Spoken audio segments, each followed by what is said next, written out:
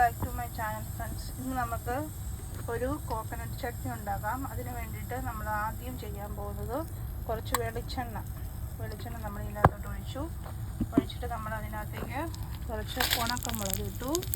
പിന്നെ നമ്മൾ ഇടാൻ പോകുന്നത് കുറച്ച് ഉലുവ ഉണ്ടല്ലോ, ഉലുവ ഒരു നുള്ളി ഉലുവ മതിയേ. അത് രണ്ടും കൂടെ നമുക്കൊന്ന് മൂപ്പിച്ചെടുക്കാം. ഇത് കുറച്ച് നാൾ നമുക്ക് 2 ആഴ്ച വരെ കേട് കൂടാതിരിക്കുന്ന ഒരു പൊടിയാണ്. എല്ലാവരും അതൊന്ന് ഉണ്ടാക്കി നോക്കാം. ഫസ്റ്റ് നമുക്ക് ഇത് രണ്ടും കൂടെ നല്ലപോലെ ഒന്ന് മൂപ്പിച്ച് വെക്കാം. നമുക്കിത് തണുത്തിട്ട് പൊടിച്ചെടുക്കാം. ഞാൻ കോക്കനട്ട് എണ്ണയാണ്, ഓയിലാണ് ഒഴിച്ചത് ഇതിനകത്തേക്ക്. അപ്പം നിങ്ങൾക്ക് ഇഷ്ടമുള്ളത് എന്താണോ അത് നമുക്ക് ഒഴിക്കാം. പക്ഷേ ഇതിപ്പം നമുക്ക് നല്ലപോലെ ഒന്ന് മൂപ്പിച്ചെടുക്കാം. ഞാനിവിടെ ഒരു 5-8 കാശ്മീരി ചില്ലിയാണ് കേട്ടോ. ഒരു മാങ്ങയും ഞാൻ എടുത്തിട്ടുള്ളൂ കേട്ടോ.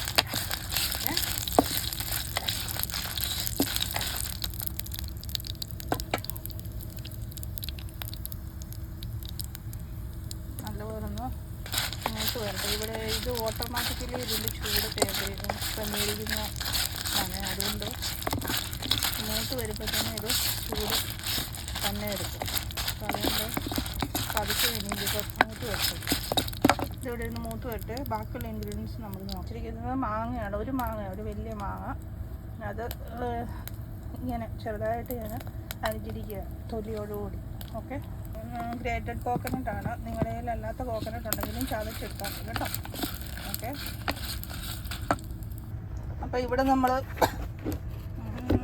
നമ്മുടെ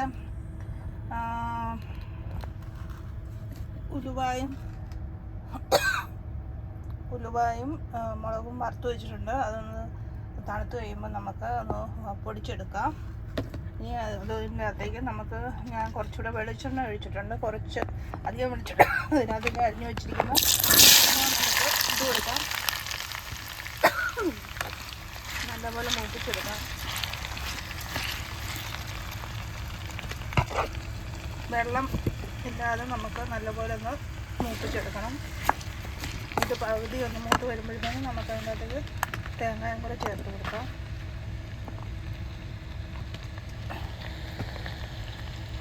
മാങ്ങയുണ്ടല്ലോ, ഇവിടെ ഒരു കാക്കോളം റൈസായി വറുത്ത് വരുന്നുണ്ട്. പിന്നെ നമുക്കതിനകത്ത് നമ്മുടെ തേങ്ങ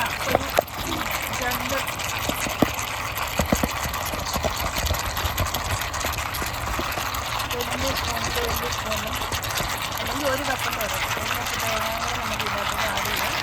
ആവശ്യത്തിന് കൂടെ നമുക്ക് ഈ സമയത്ത് ഇട്ട് കൊടുക്കാമോ, ഒന്ന് മൂത്ത് വരാൻ വേണ്ടിയിട്ട്. ഇപ്പം നമുക്ക് ഇളക്കി കൊടുക്കാം. അതുകൂടെ മൂത്ത് വരട്ടെ. തേങ്ങയ്ക്ക് ഇത്ര മൂത്ത് കുറവാണ്, അതുകൊണ്ടാണ് നമ്മൾ ആദ്യം കാണാൻ പറ്റുന്നുണ്ട്. ഇതിൻ്റെ അതിന് മൊത്തം വെള്ളം കിട്ടും. ഇത് കാണുന്ന എണ്ണയാണ്. അപ്പം നമുക്ക് ഇതിൻ്റെ അകത്തേക്ക് നമ്മൾ പൊടിച്ച് ഇരിക്കുന്ന നമ്മുടെ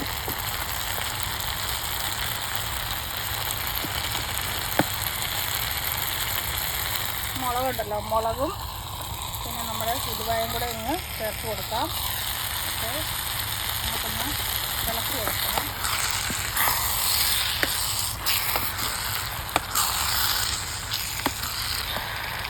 ഇതിനകത്തേക്ക് നമുക്ക് ആവശ്യത്തിന് കായം കൂടെ ഇട്ട് കൊടുക്കാം. കായം ഉണ്ടല്ലോ, ഇവിടെ നീട്ടി കൊടുക്കാം. കുറച്ചേറെ കായം ഇട്ട് കൊടുക്കാം കേട്ടോ. 1 ടീസ്പൂൺ കായം ഇട്ട് കൊടുക്കാം. പിന്നീട് നമുക്ക് എണ്ണ തെളിഞ്ഞിട്ട് വരെ വെയിറ്റ് ചെയ്യാം. നിലത്ത് കൊടുക്കാം. നമ്മുടെ ഇവിടെ എണ്ണ തെളിഞ്ഞ് വന്നിട്ടുണ്ട്. അപ്പം നമ്മുടെ ചമ്മന്തി ഇവിടെ റെഡി ആയിട്ടുണ്ട്. നമുക്കിത് വാങ്ങാവേ. വേണമെങ്കിൽ ആവശ്യത്തിന് ഉപ്പ് വേണമെങ്കിൽ കുറച്ച് ഇട്ട് കൊടുക്കാം. ഞാൻ ഇച്ചിരി ഉപ്പ് കൂടെ ഇട്ട് കൊടുത്തിട്ടുണ്ട്. അപ്പം നമ്മുടെ അടിപൊളി ടേസ്റ്റിയായിട്ടുള്ള മാങ്ങാച്ചമ്മന്തി ഇവിടെ റെഡി ആയിട്ടുണ്ട്. അപ്പോൾ ചോറിൻ്റെ കൂടെയും ചപ്പാത്തിയുടെ കൂടെയും ഒക്കെ പൊറോട്ടയുടെ കൂടെ ഒക്കെ ഉപയോഗിക്കാൻ പറ്റുന്ന ടേസ്റ്റിയായിട്ടൊരു ഡിഷാണ്. 2 ആഴ്ച കൂടെ നമുക്ക് ഫ്രിഡ്ജിൽ സൂക്ഷിച്ച് വയ്ക്കാൻ പറ്റുന്ന അടിപൊളി ഒരു ഡിഷാണ്. എല്ലാവരും ഒന്ന് ട്രൈ ചെയ്ത് നോക്കണം. അപ്പോൾ ഞാൻ ഈ 7 ഡിഷിലേക്ക് മാറ്റിയിട്ട് നിങ്ങൾക്ക് കാണിച്ചു തരാം. 7 ഡിഷിലേക്ക് മാറ്റിയിട്ടുണ്ട് കേട്ടോ. ഇതിങ്ങനെ ആയിരിക്കുന്നത് അടിപൊളി കേട്ടോ.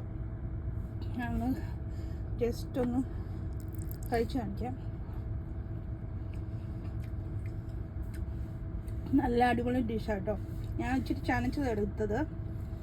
അപ്പം നിങ്ങൾ ചനച്ചതെല്ലാം എടുത്തിരിക്കുന്നെങ്കിൽ അതിൻ്റെ അകത്തേക്ക് ലാസ്റ്റ് ഒരു നുള്ള